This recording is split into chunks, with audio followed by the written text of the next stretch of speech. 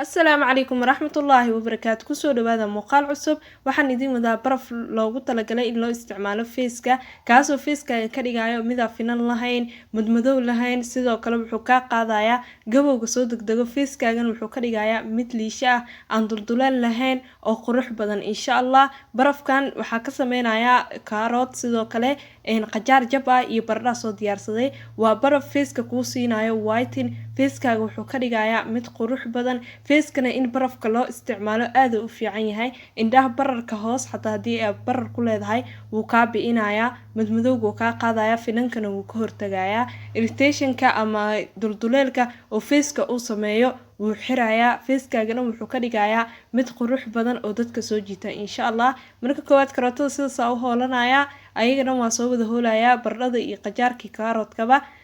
ما شاء الله أذو عجيب وياي أسكان هدي أستعماشه إن شاء الله ودوبقي دونتا وأنا كفائدي دونتا أصحابني سيد وحكسي قادا إن يرجلين أمر ولا بمقال عصب أن إدين سوق جليو مقالة شدة لقصة مرا أذيك راح دي أكو داونيسو داوشة هذا اللي يرجلين أي تهاي وانا كم هسنت هاي مر ولا بس إذا قروح بدنا أي تاجرتو أدي سبرت كراسو وكاجم هاد علينا يا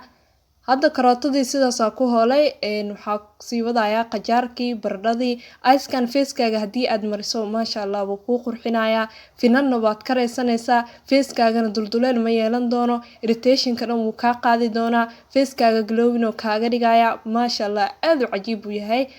ice-kan hadda waa kana saddexdiiba waa soo hoolay maasha Allah sidaas quruxda badan ayaan u hoolay danna waa soo shiidanaya makiinada waxyaabo qalan loogu talagalay ayaa soo qaatay waa ku wada gadinaya si ay u soo shiido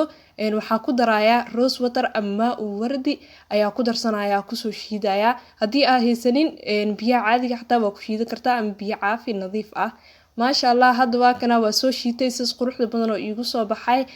oo smooth ka maasha Allah ice-kan feeskaaga hadii aad u daayinto isbedel weyn ka soo bixi doono insha Allah oo feeskaaga kaaga yimaada feeskaagana mid aad liisho oo ah oo qurux badan mar walba miraayad markaas ku fiirisid aad u bagtid ayuu noqon doonaa insha Allah wax yar oo roos ku daray si aad yacanka ugu sii baxsado ama juice-kii oo baradhadii qajaarka iyo karootka maasha Allah ice-kana hal saacadood ayaa fridge-ka ku heynaysa dan markuu soo adkaado ayaa feesku isticmaalaysaa feeskaaga nadiif ah waa ku massage gareynaysaa maasha Allah blackhead-ka oo san korkiisa dhibcaha madowga xataa wuu ka biinayaa